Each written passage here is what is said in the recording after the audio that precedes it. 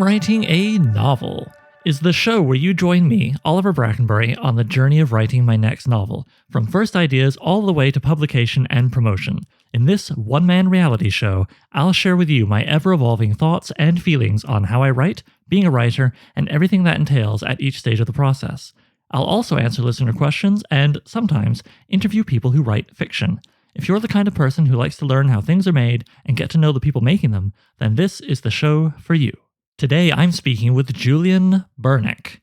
Julian is an accomplished writer for Goodman Games' excellent line of role-playing games, co-host of the Emmy Award-winning Dungeon Crawl classic podcast, Spellburn, and he's also a poet. In fact, he's written a fun, whimsical, dark, and delightful narrative poem of Gothic horror.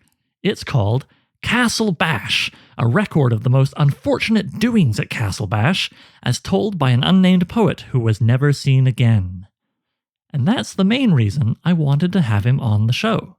Like a lot of people, it took some time for me to really get into poetry, something I'll talk about more with Julian, but eventually the right poet came along and unlocked it for me, and since then I've not been an expert of it. I've tried to keep an eye on it. I've certainly enjoyed some contemporary things. I highly recommend, for example, the work of Patricia Lockwood, because it's, onto its own right, like poetry, it doesn't need to justify itself at all. But as someone who wants to write short fiction and novels, and really anything else, I think it's worth paying attention to poetry and trying your hand at it, even if you never want to try to be published or even show it to another human being, because of how it forces you to think about language in a sort of granular, rhythmic way, that nothing else really does, I feel. And so for all those reasons and more, I've very much enjoyed Julian on Spellburn and actually have both played in and run his Mutant Crawl classic module, Hive of the Overmind, which is really good fun. I recommend it. I wanted to talk to him. So why don't we do that? Why don't I shut up? Okay, here we go. And here I am with Julian Bernick. Hi, Julian. Hello there. Good to have you in, man. This is really fun. I've been looking forward to it. Maybe I've formed one of those parasocial relationships people like to talk about from hearing you on Spellburn for so long, but I feel like I already kind of know you, and it's fun to spend time with you, so let's do that. Well, thank you. Thank you for having me. Yeah, why don't we just get right in there with this question. What was your earliest creative writing? Was it the Bernick criticals and fumble tables I read about on Goodman Games there, or? No. My earliest creative writing. The first thing I'm sure I wrote little stories in school and stuff. And in fact, I was just babysitting our niece. My wife and I were babysitting our niece, and I had my niece write stories about our cats this morning. She's 7. And it's funny you mention it, because I probably did this kind of thing, but we made her write one 3-sentence story about each of our cats.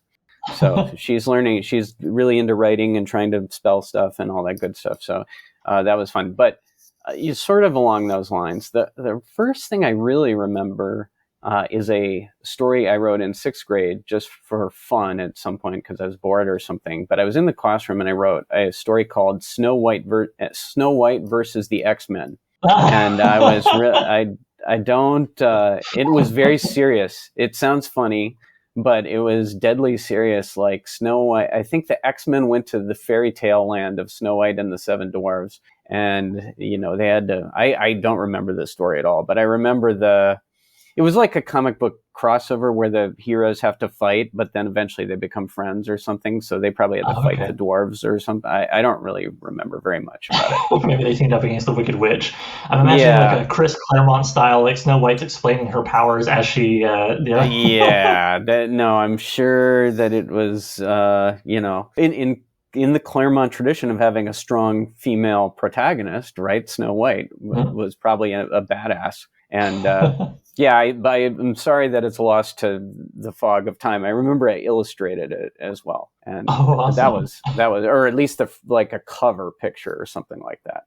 Okay. And so then after that, maybe not right after, but definitely after, in our emails leading up to this, you kindly shared with me how when you were younger, you wrote a lot of novels and got kind of burned out on it. I'm wondering, what kind of novels were you writing and what caused the burnout, do you think? Yeah, well, to give a 20-second kind of overview, my writing life. I've always written, as you can see, I've always dabbled in fiction and dabbled in poems and stuff like that. So I wrote a lot of poetry in high school, and I wrote a lot of fiction. I actually wrote a lot of fiction about our D&D characters and D&D universe in high school. Nice. And then I ended up going to poetry school, getting my master's in poetry in 92, when I was about 22, fresh out of college. Didn't know what the hell I was doing, and went off and got my master's in poetry. So I've always kind of had this tension between writing fiction and poetry, and fiction and poetry, and fiction and poetry, and both, really.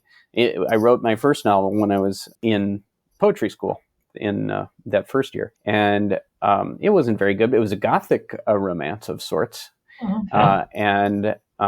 I had one agent, because it was poetry school, I had one agent coming around looking for actual fiction manuscripts, and I gave it to her even though I was in the poetry workshop, not the fiction workshop.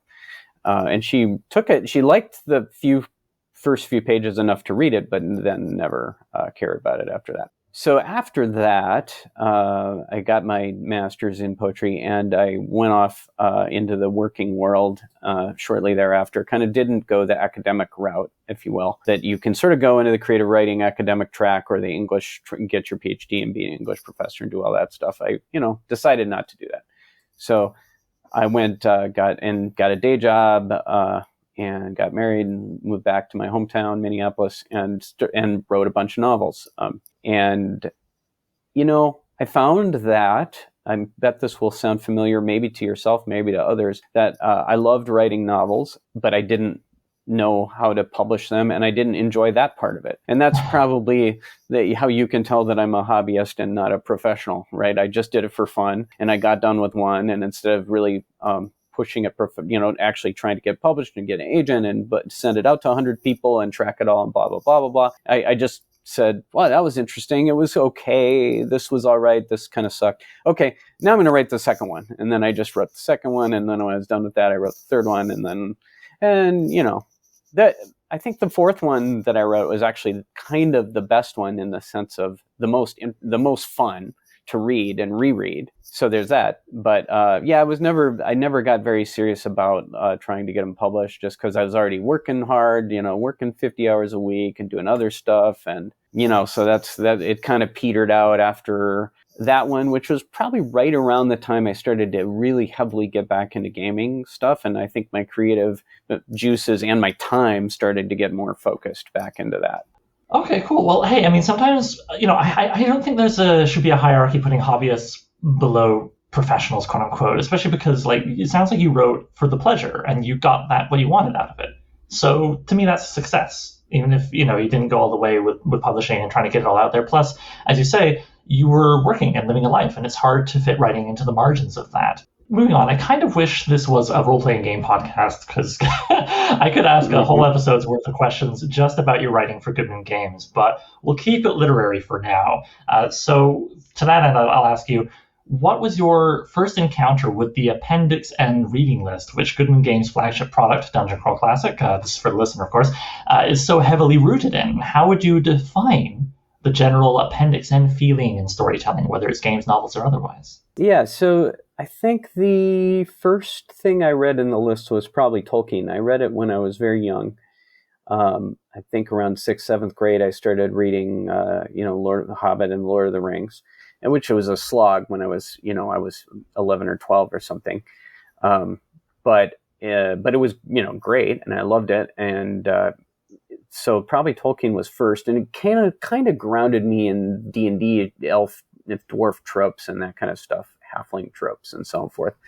And then also, not too far around that time, I remember reading Fritz Leiber, reading the Fafhrd and the Mouser stories as well.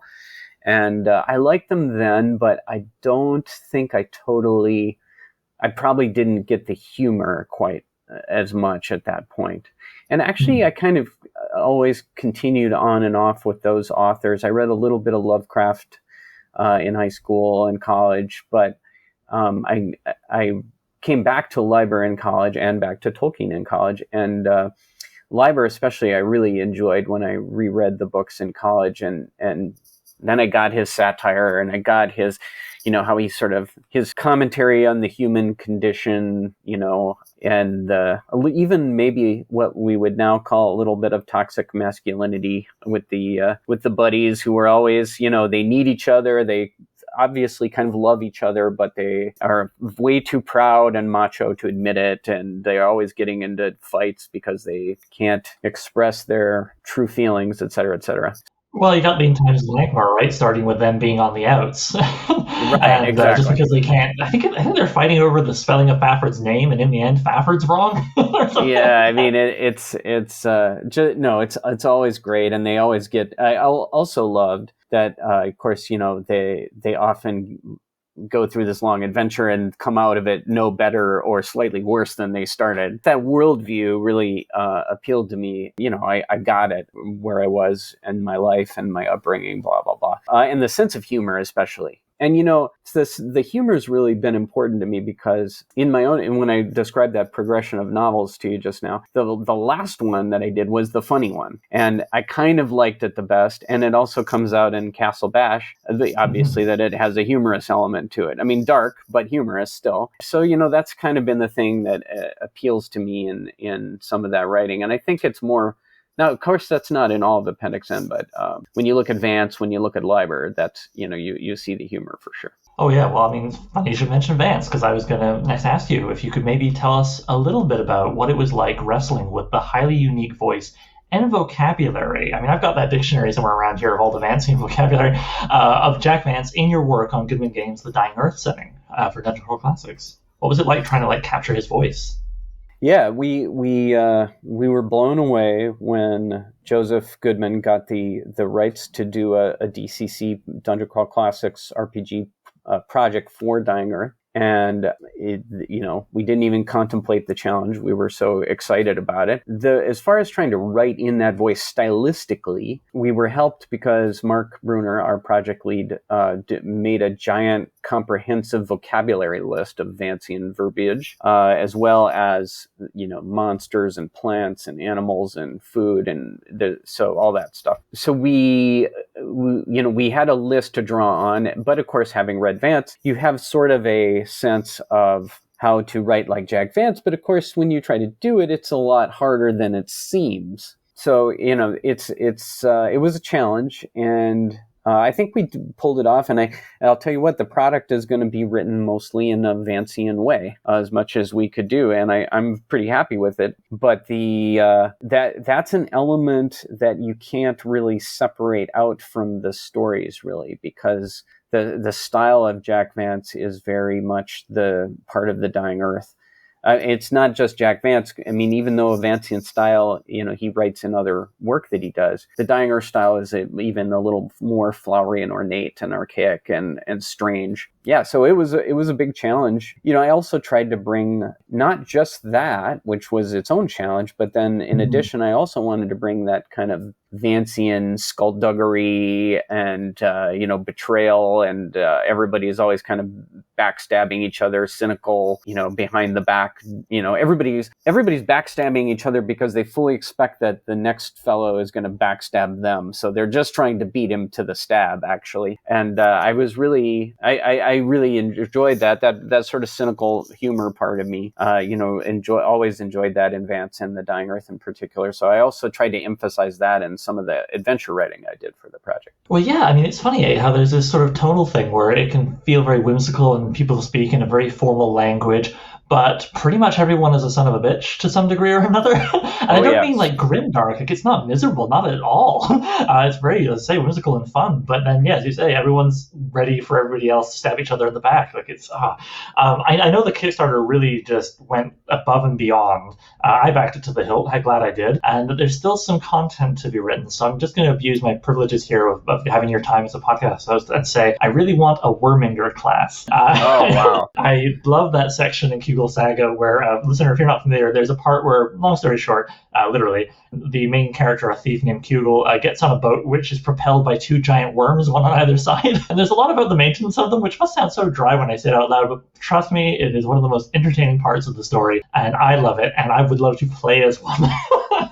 Well, I can't. I will. Here's a huge reveal. because I think this has come out in playtest. Now, the rules are not 100% final, although they're pretty darn far down the road at this point. But there is not a class Warminger, but there is a background Warminger. So you may be DCC, of course, has you roll for your backgrounds, and you start life with a trade good and like a trade good and a weapon, right? Yeah, like your knight will be a former gong farmer or a former locksmith or something, yeah. Yep, so your magician may very well have been a former Worminger, or your witch or your vat thing or what have you. So yeah, it's very possible that you that started life as a Worminger. Not your vat thing, since they're going with vats. They didn't have a former career as a Worminger, but your magician, witch, or Wayfarer may have done some worminging at some point. Wormingering. Sounds like lingering. Yes. And the last thing I'll say before we move on, because I love it so much, you can tell I just want to talk about this for an hour. Isn't there a Vancian vocabulary list that's going to be on the inside of the GM screen, or is it just inside, or just in quotation marks, inside the book? I feel like that was mentioned somewhere along the line in one of the Twitch broadcasts. Or am I wrong? I do believe that will be. I can't speak to where it's going to be in the final product, but I would think all that hard work has gone into that list. I would think that they will put it in the. I don't know if it'd be in the player's appendix of the player's book. There's going to be 3 books, I think, in the box set, and then all the adventures and stuff. So, and the screen layout. I don't know what it'll look like at this point, but yeah, it should be there somewhere, I believe. Okay, because I just think that's so neat. And like, it's what a he's not big like Tolkien, but he's a big name, Vance. And to try and tackle his voice and his vocabulary, even if he wasn't as specific as he is, I mean, he just made up a lot of words on top of picking the most archaic ones he could possibly find. And I love that you guys are willing to tackle it in the voice of the product you're creating, but also encourage people playing to play with the words as much as the artifacts and spells and stuff. Yeah, it's a terrific exercise. It's a challenge, and it's just an honor, to be working on that and playing in that sandbox. I mean, we were talking about Appendix N, and I've done a big survey since I started getting involved in Goodman. I started looking more at Appendix N. I'd read a lot of that. I hadn't read a lot of it, and so I went and, circled back and read most of them at this point. But I will say, I mean, Vance still is just head and shoulders above the rest of those guys, pretty much for me. I mean, I still love Lovecraft. I still love Clark Ashton Smith. I still love Leiber, but but Vance to me is just kind of my favorite, I guess. Yeah, well, I mean, it's not like obvious, but knowing what you've done with Dying Earth and obviously having read Castle Bash, thank you so much for sending me a copy. I can see like a loose connection in the sense of whimsy and fun, but not being afraid to pull out characters being awful to each other and terrible, weird things that you do not plan for or expect in life. Yeah, I think you could say that it's not especially Vancian, but it has a quality of Vance that we both just happen to share. Yeah. Perhaps is the way. Perhaps Vance and I are writing from the same spot to some degree. Okay, so moving from one voice, someone else's voice, to yours. When it came to figuring out the voice of Castle Bash, what did you have in mind? Were there any specific works that you were thinking, about while you did? We're like, okay, I want to make this fun. Do I want to make this dark? What do I want to do here? Yeah, it's a great question. Obviously it's written in meter and verse. So for those following along at home, it's a narrative poem that's written in 10-line stanzas. And I've got the rhyming scheme kind of varies from stanza to stanza, which is pretty unusual. But I found there's always a fairly rigid rhyming scheme. So it's not that I stop rhyming and just do blank verse or have it suddenly go into free verse, because it scans as much as I'm able to do, and it rhymes pretty regularly, I will say. But I do vary it up so that it's not always the exact same scheme stanza to stanza, which probably some purist would say is heresy or whatever. So that forces you right there into a pretty archaic mode, right? Like people haven't written in that sort of rhyming verse stanza much in the 20th century, and maybe they're doing it now in the 21st century, but I'm not aware. So especially in kind of narrative stuff. So it's a throwback to probably the 19th century stuff like Lord Byron, Don Juan and Childe Harold and that kind of stuff. And it's written in a somewhat archaic tone, which is also kind of a little campy and tongue-in-cheek, let's face it, which I think kind of goes with its sort of goth-ish, Gothic. Let's just call it Gothic. No, it's Gothic. It's absolutely Gothic, yeah. And the cover art is very fun and Gothic, too. I don't want to forget to mention the wonderful cover illustration by David M. Persinger. And listener, you're right, he's describing a drawing on a podcast. You can see it on the website at the blog post for this episode so I'm writing a novel.com. And of course, if you go to Amazon to buy the book, which I highly recommend, you can also see the cover there. And yeah, that I feel everything you're describing so far, the tone and everything, that is absolutely in the cover art. Great job there. I love Eliza, the Bash, the daughter. She looks very much to me like Helena Bonham Carter when she was younger, maybe in like Fight Club or something. That's that absolute mischief and dark makeup. It's wonderful. I really love that cover. I think Tim Burton should option this, actually. It would be perfect for Helena Bonham Carter, although, I still picture Helena Bonham Carter like, A Room with a View, and she's a little older than that now, and so am I. But anyway. Hey man, if they can make Samuel L. Jackson look 30 years younger for a Marvel movie, why not? Well, he ages extremely well, I gotta say. Anyway, Tim Burton, if you're listening, it can be yours. I think it'd be great. So, just saying. And we got a screenwriter here to help you adapt it. So yeah, there you go. I'll look at this hustling here. Yeah, I'll totally write the first draft screenplay there. And you know what? I don't blame you at all for saying Tim Burton, because my partner came over and saw me reading. She saw the cover, and first thing she said was, "Oh, is that like a Tim Burton thing?" So well, connections there. There you go. We can call it the Nightmare Before Castlebat. I can be flexible on the title. So it sounds like sorry, I took you a little off the rails there. You were talking about, and by all means, please feel free to get into like the technical stuff. Like this is the craft. Back into the poem thing. Sorry, we did get a little off track. That's okay. I took you off the rails there. No, that's all right. So 10 lines.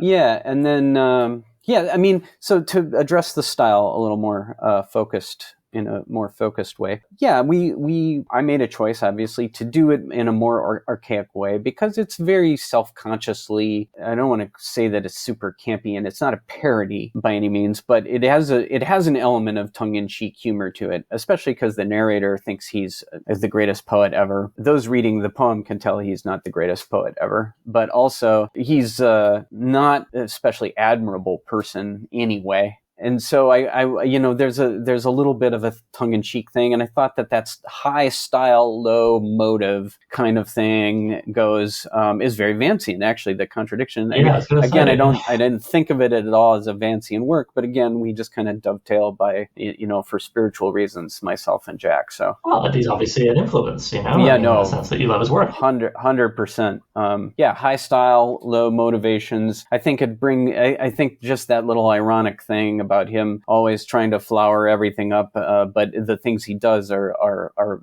just as a nice contrast. Now, if you go back and read, real Gothic fiction, it's not really like that generally.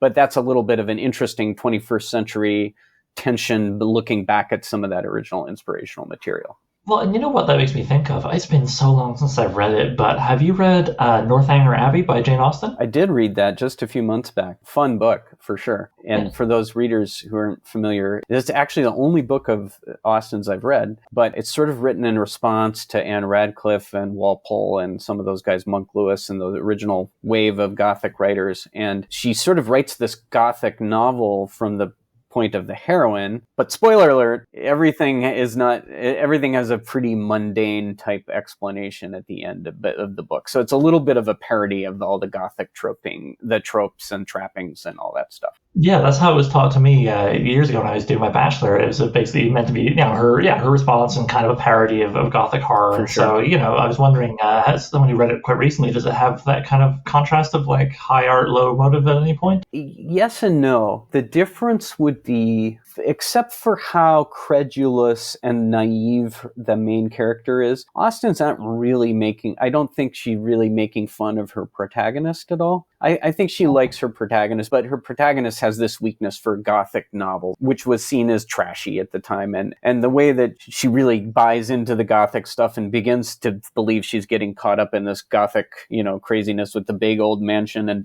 So Austen's poking fun at her in that respect, but I think at the same time, Austen likes her protagonist, who is a virtuous person and who is struggling with women in society and try to get her husband and kind of do typical Jane Austen things. So yes and no. She's but she's more poking fun at Gothic tropes and a little bit at one of her characters' hobbies or fandoms, I guess we'd call it now.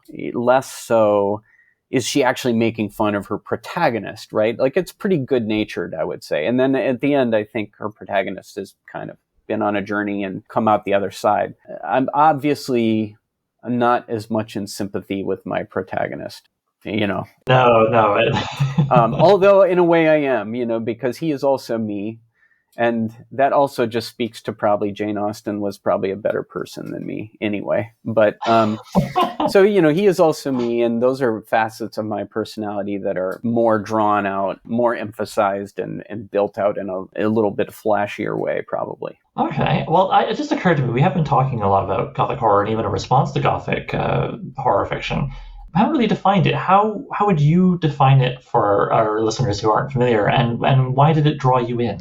It's a great question, and I'm going to go back and tell you my Gothic fiction origin story, if you will, and then because this is the only way I really know to explain it exactly. So, of course, I knew about Universal monsters and Dracula and Wolfman and Frankenstein and stuff like that. And then when I was in high school, I read a little Anne Rice and stuff, and got pretty into that for a while. I didn't really know this literary history much at all until I bought the Ravenloft box set for D&D in about 1990-ish or something right when it came out. And I couldn't afford it. I was really broke. And the only thing I spent money on was comics at that point in my life. No clothes, some food, and that was it. Maybe going on dates if I, whatever. But that was pretty much it. Comics and comics and comics. But I loved this so much that I was so curious that I went out and bought the Ravenloft box set. And they had a little Appendix N of Gothic literature in there, starting with Walpole's Castle of Otranto, Radcliffe's Mysteries of Udolpho, and the Italian Monk Lewis's The Monk. And I think they recommended The Haunting of Hill House by Shirley Jackson, as well as there's one or two others, and I'm forgetting. But those are the main ones, and I sat down and read them all. I started with Shirley Jackson. That novel, I read it in about I just sat and read it beginning to end. I mean, it's one of the great novels I've ever read in my life. It's one of the best written, most compelling, horrible, haunting novels ever. Psychological, but also supernatural and really arresting. I mean, I give it a 12 on a scale 1 to 10. That's in a class by itself. It doesn't belong with the others because it's a 20th century novel and so on. But the others were more what Jane Austen was writing about, and they're full of old decrepit castles, eccentric rich noblemen who capture young ladies and try to marry them, and that kind of stuff. The exotic locales, the Monk is set in a Spanish cloister in Spain, in 200 years before it was written or whatever. The Italian is about a young lady who, I think a young French woman who is, betrothed to an Italian nobleman and has to creep around his castle and try to escape and stuff like that. Oh, sorry, that's Mysteries of Udolpho. That's the one I read of those. And Otranto is a bizarre, the Castle of Otranto is one of the first ones that kicked it off and is a really kind of a bizarre novel. But so you've got these elements. If you just, I hate to just make a checklist, but you kind of make a checklist. You've got an old, some kind of old structure, mansion, haunted house, castle type thing. You've probably got a young lady, a virtuous young woman who is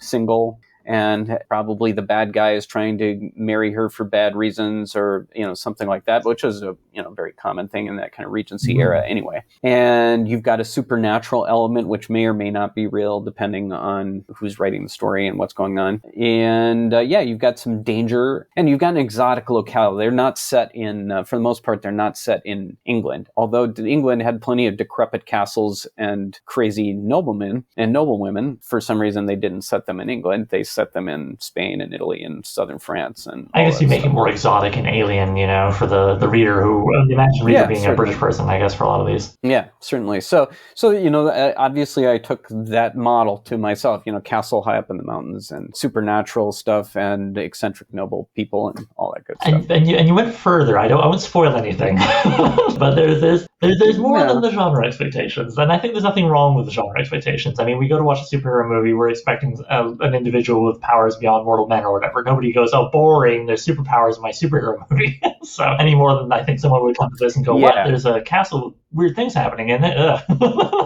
Yeah, it could say it's a weird fiction with with a capital W or a small W, as you wish. And yeah, I it certainly checks off the Gothic checklist stuff, but it also does stuff that Gothic stuff doesn't typically do. Yeah. Like I said, I don't want to spoil anything, listener, but trust me, there's more than what's on the cover, as lovely as that cover is. Yeah, that's fair. And now, when it came to writing Castle Bash, I'm wondering, there's the poetry, there's the Gothic horror, there's this particular narrative.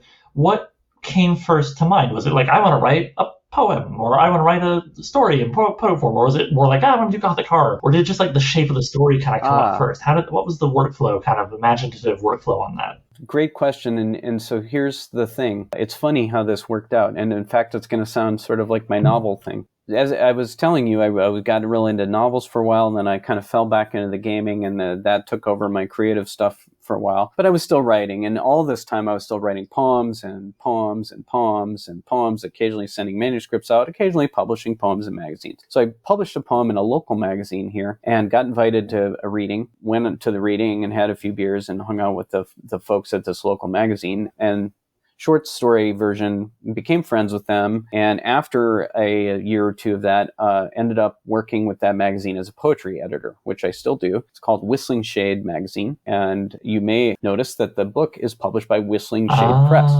So my friend, Baron Joel von Valen, we call him the Baron, the name Joel von Valen, who's a great writer, by the way. He's got novels and he's got poems out, and he's a great writer and quite a Gothic character in his own right. Joel said that he's trying to publish long poems, but he can't find any. And I said, really? And I said, you mean like Don Juan by Byron and so on? And he said, yes, I love Byron. Exactly. And I said, well, I can do that. I mean... Of course. And so he calls them his Jest series, Geste, which is a short, often humorous, longer poem type form. At this time, he'd picked a long poem from a woman poet in Iowa who he'd found who did a long poem, and that was one of the few he could really find. I don't think it was exactly what he had in mind when he started it, but he liked her poem, and so he published her stuff. And then, so I started off from nowhere, I was going to write a long poem, because how hard can it frickin' be? Well, I got, I don't know, a ways into the first one, tore it up, hated, it was just not going anywhere. And then the first one, I don't even remember what it was. The second one was kind of a Gothic thing about a highwayman and a noblewoman, and that is kind of, could have been a Jane Austen-ish, Regency era-ish type thing. It was bad, and it was not working. So anyway, I threw that away and just started over. And then I got to my third one, which was Castle Bash. And like, kind of like the novel process, I found that the humor kind of contributed, I think, to being the best one. The thing that kept me going and having fun with it and interested in it enough to really finish it and then refine it and so on. You got to like your own work. If you've ever tried to write something because you thought you were going to get paid for it or just, on a dare or a whim or whatever, I mean, you can do it for sure. And people have done it and continue to do it, I'm sure. But to really do it for your own sake, you got to like it. You got to be into it. And so this combination of elements, the Gothic stuff that I love, the sense of humor in there, the dark humor, and everything just then fell into place for me. And I was able to push through with this third attempt. Awesome. So you've touched upon various stages in your sort of journey in life with poetry. And I'm fascinated to know you went to school for it. I didn't know that. So I personally, I found it took me a while to get into poetry. Like a lot of people, I think it just was about finding the right work. It wasn't really until I was in university that I read Spenser's The Fairy Queen. Something about that just cracked it wide open for me. And I was like, oh, okay, all right, I'm into this. Where did it begin for you? Were you always into it? And how did you fall so deep as to go to school for it? I think that's fascinating. Not a lot of people do that. Yeah, it's an interesting question. I can't, if I'm thinking back to my first encounters with poetry, I suppose that would have been in, grade school and so on. I remember a poem in junior high school in 7th grade. I wish I could remember my teacher's name. She was terrific, that English teacher. She said two things that stuck with me for my whole life. She taught me a poem about winter that I don't remember. much of, but there are a few things about it. And I'm from Minnesota, by the way. And there was a poem about winter is coming, and the winter's blowing in on the prairie and the nature. And it's addressed to a bird, that the bird has to fly south because winter is coming. Winter is coming. And then how Stark showed up, it was very strange. Whatever. No. Long before that stuff. So, but I still remember lines of that poem because it was, winter is coming, head south, get going, anytime now, it must be snowing, or something like that. And the rhyme scheme, it all kind of stuck with me. So there's that. And then she also taught me the very simple phrase, if you want to be a writer, comma, write. So that also stuck with me, and I've always kept writing, and not a lot of it has gone in any particular direction, but I always kept writing and kept practicing. So anyway, the poetry, I was writing poetry even in high school, and, I had notebooks, and I'd write them in class, and I'd do all sorts of, just random stuff. But in college, I got, I was taking poetry courses. I studied British literature. I studied, the kind of the Victorians, the modern, Shakespeare, Milton, the kind of a classical education in poetry. I also loved classical Greek literature. I read the Iliad when I was really young, 12 or 13 or something. And even though I read it as I read it as prose. I read a prose translation first, but I knew it was a poem. And I had a sense that that the original was written as a poem, even though I obviously couldn't read Greek or anything like that. Later in college, I read the excellent translation by Richmond Lattimore, which is really written, kind of the closest approximation to classical Greek, I think, in English that you can do. It's strange. It sounds strange to a modern English reader or listener. But, I love the Greek stuff. So I loved Homer, and I loved stuff like that. And, in college, it all came together. And that's when I decided, in a typically arrogant way, probably not too unlike the narrator of Castle Bash, that I would be a poet. So I will go to poetry school. How hard can it be? I will go to poetry school and become a poet. And a friend of mine, I had poet friends, of course, and one of them was Joel Peckham, who also became a poet. We used to sit there all night and write our lit papers together and make fun of T.S. Eliot and pull all-nighters together, write it started writing papers about poems, and we ended up writing satires of the poems we were studying sometimes. And then on to poetry school, as it turns out, which... And where did your being in a band and writing song lyrics sort of overlap with all this? Because it feels like the connection between writing poetry and writing lyrics, there must have been one, or am I wrong? Well, lyrics just mean words set to music. So, and with most poetry, the people, in our lives changed by technology so much, since the mid 20th century. Of course, poetry has become a recorded thing. It's a strange thing where poetry, of course, at one point was never written down because people didn't have writing yet, and they recited it the way Homer was recited, and Beowulf and other things. And then eventually people wrote it down, and then it became sort of a written medium, but was often still memorized, of course. And many people were not literate, but still memorized poems, of course, and folk songs and so on. And now we've kind of, after this explosion of print, post-Gutenberg and through the industrial era and so on, we've almost transitioned back to a post-literate culture where most people experience it through popular music, whether it's whatever kind of rock and roll or hip hop or whatever, stuff you want to mention. And that was very much in my mind. Actually, it's strange to not mention that when you ask me how I got involved in poetry, because of course it was through music. My mom was a passionate Bob Dylan fan. She would tell me that my first two words I ever said were Bob Dylan, because she'd listen to Bob Dylan all the time, and she'd say, "Who's singing, Julian?" And I would say, Bob Dylan. Apparently those were my first two words. So at a young age, I was listening to Dylan, and before I could understand any of that stuff, but I grew up with that. From a very young age, Bob Dylan and, stuff of that era, folk music, the Grateful Dead and that kind of stuff. She's a little kind of not a hippie, but more of a folk person.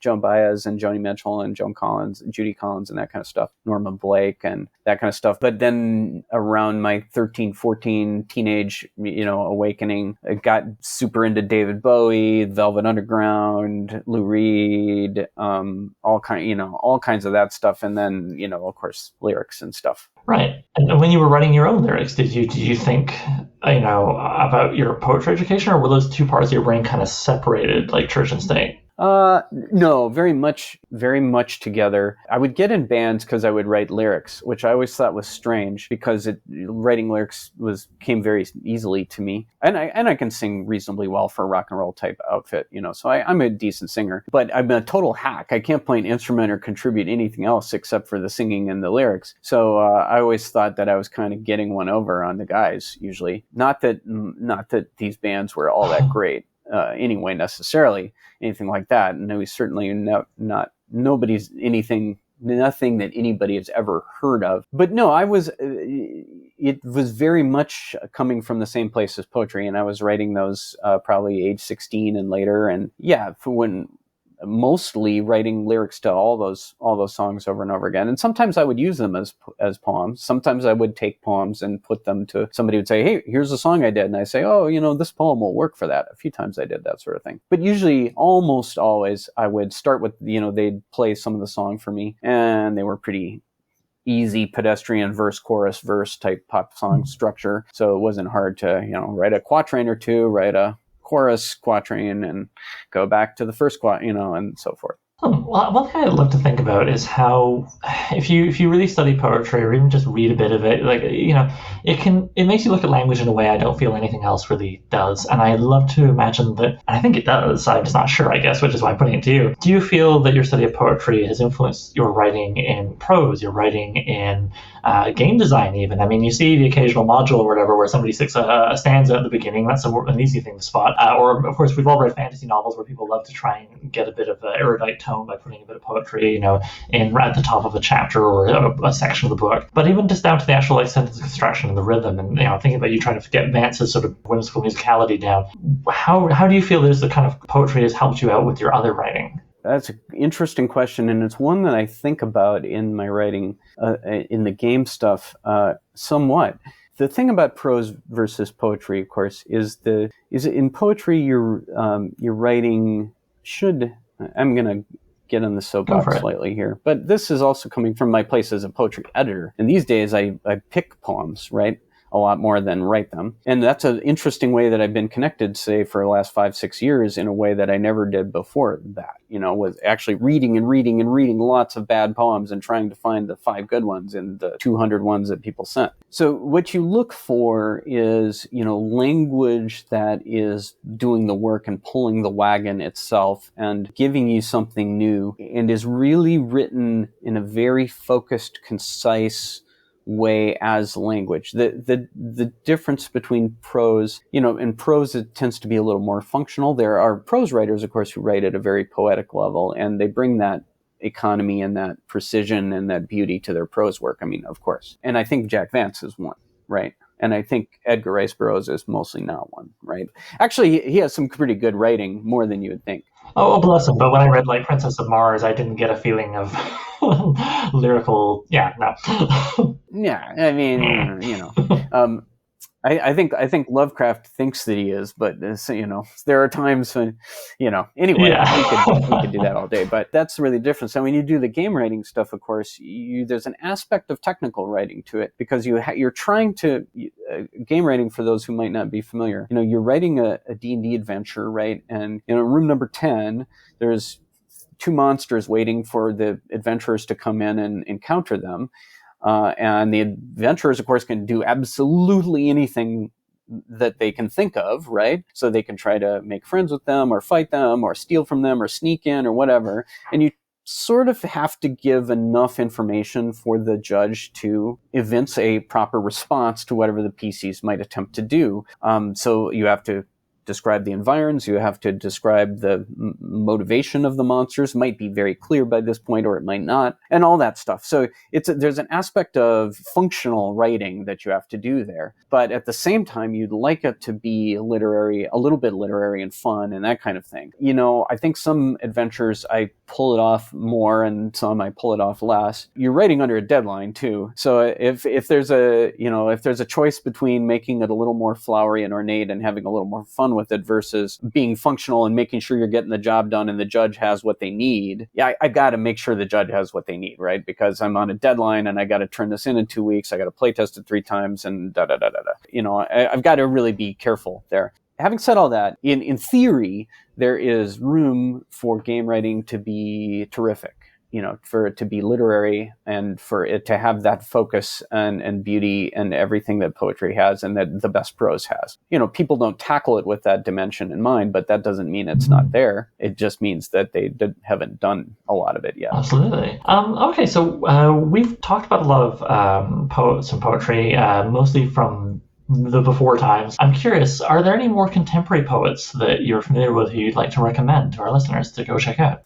Yeah, sure. So I'm not deeply read in modern stuff generally, but I will mention a few things. Oh shoot, I was going to get a list of, but I'll just give the poets' names. Will be easier, I think. Most of my again, I'm going to have to say most of my reading, whether it's prose or non-game stuff, tends to be dead people. So I'm pretty highly attuned to old dead people. But as far as living poets go, I'll start with Fred Seidel, who is a treasure and an older poet. He's definitely of a prior generation. He's probably in his early 80s now, so he's certainly not a young kid out there. I think if you enjoy the sort of irony and stuff of Castle Bash and Jack Vance, you'd get Seidel. He's very ironic, very mannered, very stylized. He does a little bit of rhyme, but it's often for the sake of almost of poking fun at rhyme and making fun of popular song rhythms and the way we speak in America, and that kind of stuff. Very dark, has a sort of mannered liberal critique of stuff, but he is not afraid to say things that are politically incorrect to make his point.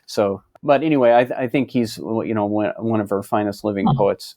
If we want to talk about real titans who are alive today, if you want to talk about younger people, two people that I really enjoy just a lot. One is Michael Robbins, who writes in at least his first couple books have been written kind of in meter and verse type thing on really different subjects that are very. So even though his style is very sort of archaic a little bit, his subject matter and stuff is slangy, very easy to read, more of a Gwendolyn Brooks type of approach. And he'll write about Slayer concerts and comic books and all kinds of stuff, but do it in verse and meter and stuff. And honestly, he's the poet that I most read who I think, oh, I should have written that poem. He's writing in my voice, actually. He took my shtick. He got published with it first, so hats off to him.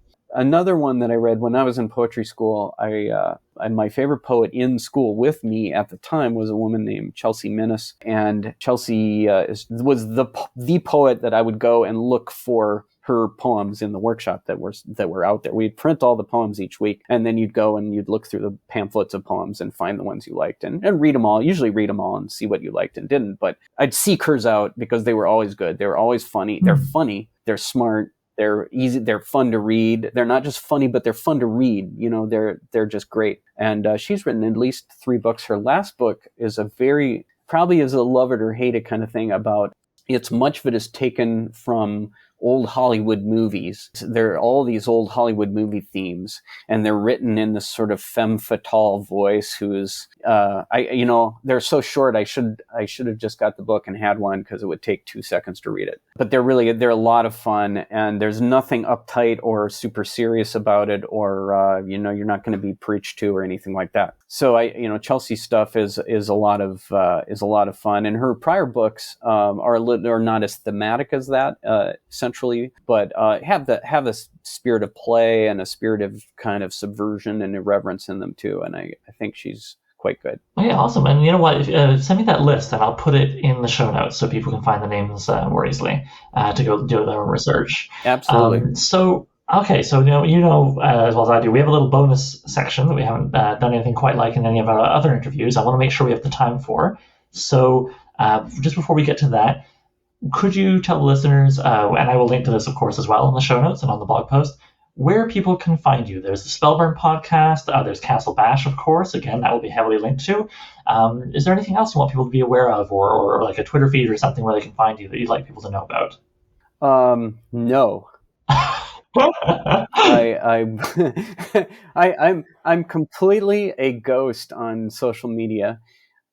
which is probably not the best way to promote oneself. I will invite anybody who is curious about poetry or gaming or Castle Bash or other stuff, or Tim Burton, who's interested in The Nightmare Before Castle Bash, or anybody else. Feel free to email me at Julian_Bernick at yahoo.com.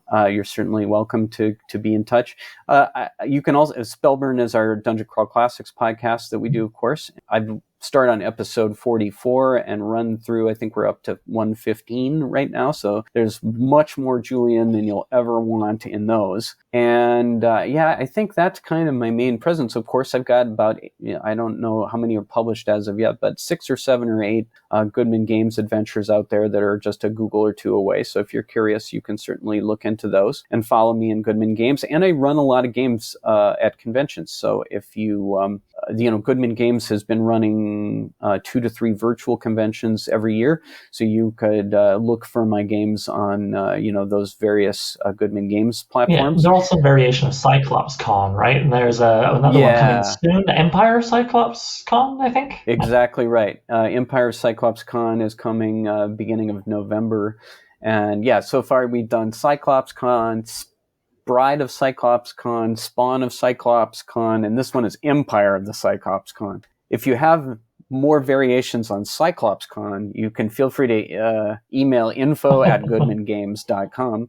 But at any rate, I'll be, I hope, doing freelance work for Goodman for a while, and my products are over there. I also have done some other stuff for Shield of Faith Studios. I did a post-apocalyptic American game and some stuff with Steve Bean Games, my first published gaming work. So there's more stuff in my own Nowhere City project. So, I've done a bunch of gaming stuff, and you can certainly Google around for it. Cool. And I will link as much as I possibly can in the show notes, listeners, so it's all there, easy for you to find.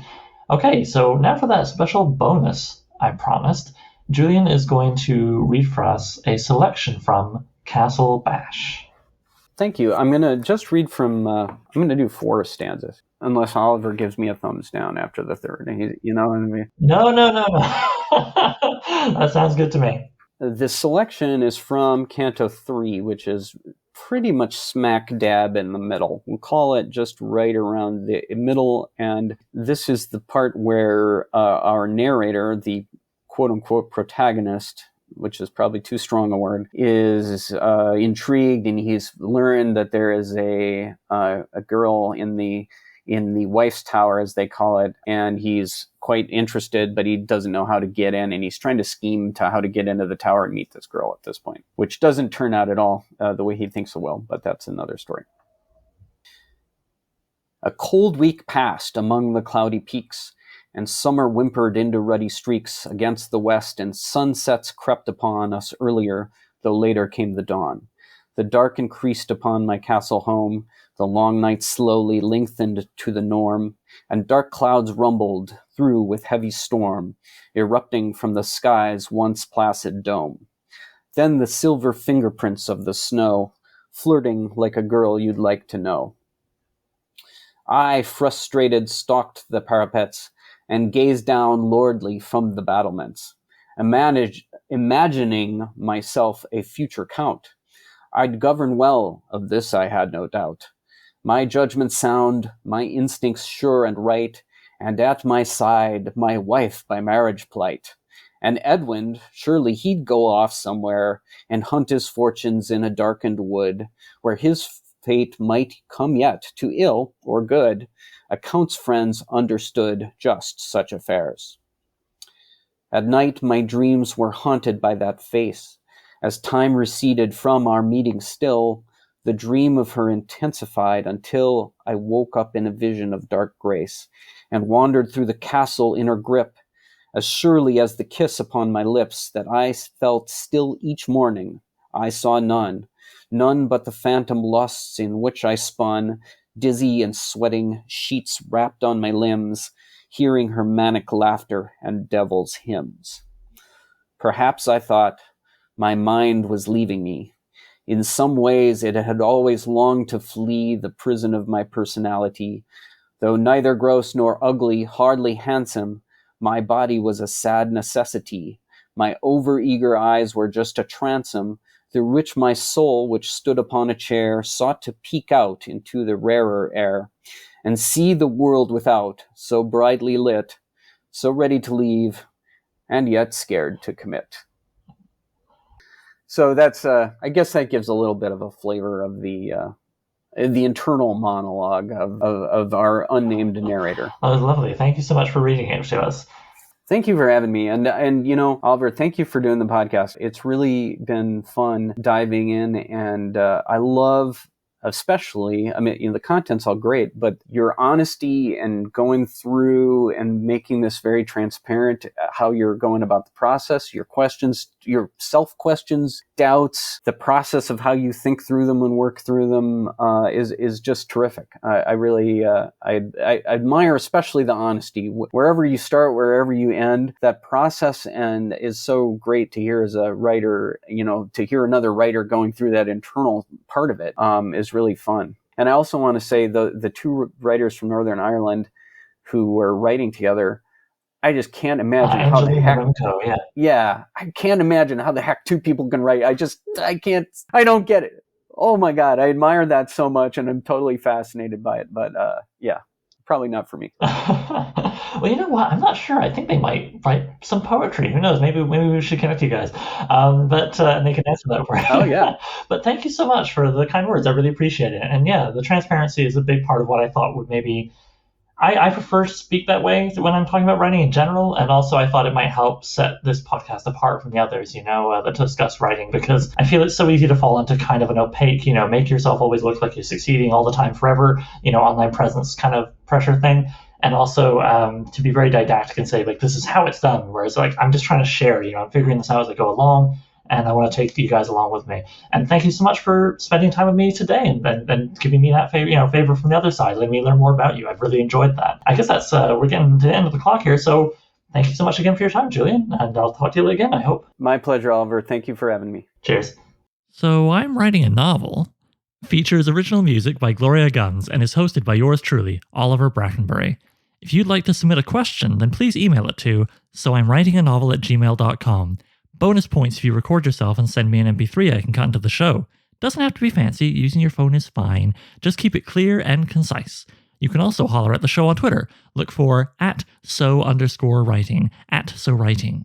Please consider sharing the show with anybody who might like it, leaving a review on iTunes, and checking out patreon.com/soimwritinganovel.